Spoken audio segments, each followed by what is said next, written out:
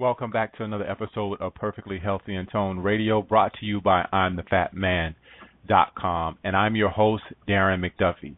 Today's show is actually pre-recorded, so we won't be able to take any questions, but there were people who sent questions ahead of time, and they will have all their questions answered on the show. I'm very pleased to have Juliette Scarfe, who is the owner of Bareskin Beauty, on the show today. But before I get into the show, please connect with me on Facebook at facebook.com/I'mTheFatMan, and also on Twitter at @TheFat_man. Twitter is actually @TheFat_man. Don't forget your underscore. There's not a dash in there. So without further ado, let me welcome Juliette to Perfectly Healthy and Toned Radio. How are you doing, Juliette? I'm good, thank you. Thanks for having me, Darren. Thank you for being on the show. So let's get into your background. We talked off the air, like I said, but can you give the listeners a bit of your background, Juliette? Yeah, well, I'm quite unique because I actually do two very different things. I'm a lawyer by trade, but I also obviously have Bareskin Beauty.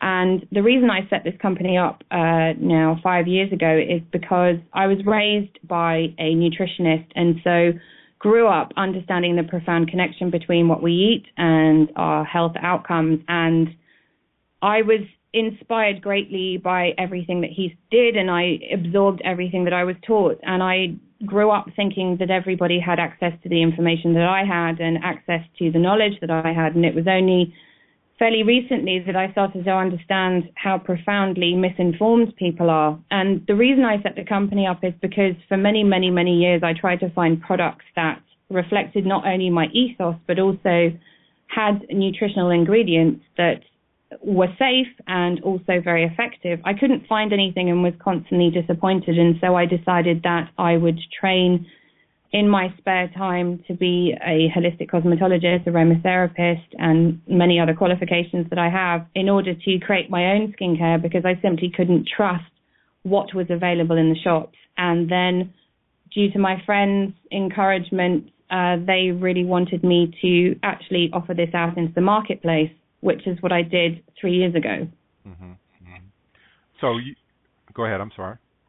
So yeah, basically my range is based upon my principle of skin food, which is the fact that everything that you should be applying onto your skin should be of edible grade, and it should basically, I see the skin as an incredible nutrient delivery system, something that is wholly overlooked. I mean, everybody's familiar with the idea of a nicotine patch and what that does, but then they don't really follow that thought through to think, well, what's actually going on with that? So many years ago, I was fascinated by the concept of why are nutritionists and other practitioners not using the skin as a delivery system for nutrition, because it's so powerful.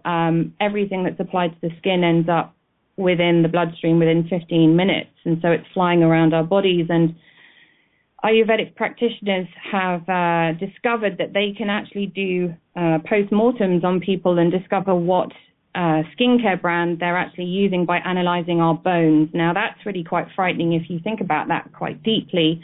And so my viewpoint was, well, if you can improve the body so greatly by using the skin as a delivery system rather than orally, then what you need to be putting onto your skin has to be pure and has to be botanically sourced and have ethical ingredients within it. Otherwise, you are causing your body to take in far too many toxins. Yeah, I've heard this somewhere before, and I think that in your what you sent me a long time ago, you said it, kind of repeated it to me, but I've heard it somewhere before, and it's like, if you can't eat it, don't put it on your skin. Yeah, because the principle is that what you eat today is the skin you wear tomorrow. Yeah, and we'll get into that a little bit more. I thought, Juliette, what we would start with is just giving a basic hormone explanation, because I think we try to make these things a little bit more complicated than they are. But can you give us just a basic hormone explanation and how these things work and how they actually affect us? Well, in terms of the hormones within our bodies? Yes. Well, everyone's has different levels of hormones in order to be balanced, but men are obviously going to have more testosterone than women, and women who have higher levels of testosterone will have specific health concerns. And the biggest issue we have with modern day society is that we have through the food that we're eating, inadvertently taking in far too much estrogen. So the majority of the symptoms that women suffer with, and men as well, are from what we call estrogen dominance. And that was sort of the linchpin of the article that I sent you. And it explains why children in particular are going through major health problems is because they are taking in far too many hormones from not only the food that we're eating, but from the packaging. So this is what we need to be minded of. I mean, the body will balance itself and rectify itself if it's not getting continual sources of hormones into the body.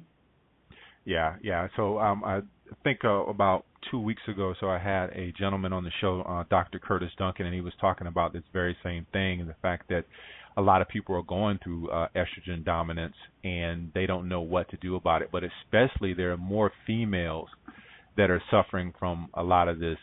But now you're starting to see the same thing with men. Do you see a lot of that from when you were working with men as well, the estrogen dominance thing?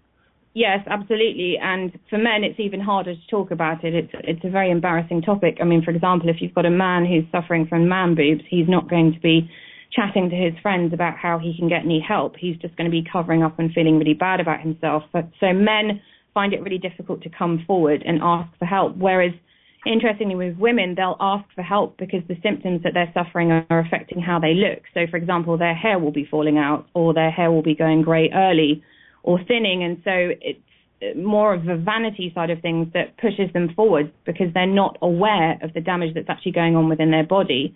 And even if they are, then they don't attribute the symptoms to their imbalance, because over here, even if you manage to see a GP that knows anything about this topic, which is highly unlikely, they're going to send you perhaps to an endocrinologist, and it's entirely likely that your results will come back that you don't have a problem, and yet you leave thinking, well, I do have a problem, but I don't know what my problem is, but a doctor's telling me I don't have one because my blood results have come back that my hormone levels are fine. And the problem with that is that the blood tests that they do over here have such narrow parameters that unless you're a massively big outlier in those parameters, then they're not going to flag you up as having a problem. I mean, over here we have a major issue with something called polycystic ovaries that I don't know if you're familiar with. Mm-hmm, I'm familiar with it. So many of my clients come to me with problems with their skin.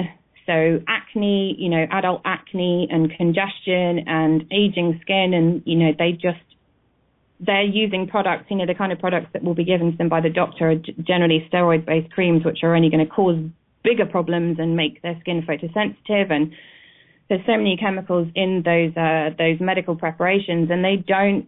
For me, the most important thing is the skin is telling us what's going on, but applying something medicated is not dealing with the underlying problem, and so it has no longevity to it. Even if the product works, which it's unlikely to, then it's not going to solve the underlying problem, and so the problem will persist. And those creams are going to cause an incredible amount of damage in the time with which they're used. So people end up in a vicious cycle, and they just kind of give up, really, because they've lost faith in the system because they're not getting the help that they need. Yeah, and we were talking about this off the air, and I wanted you to kind of go back over that again, and the fact that with a lot of women, and you're seeing, of course, we're seeing this with men as well, with a lot of women, because they're putting these things on their skin and going through this whole thing and wondering why they can't lose weight, they tend to give up. Can you comment on that a bit? So basically, toxins, if a body is toxic, which all of us are, it's just a question to how toxic we are. There's just no way that anyone isn't toxic with the amount of chemicals that they are taking in. I mean, if I can just give you an example, statistically, and this is the kind of thing I talk about when I do workshops.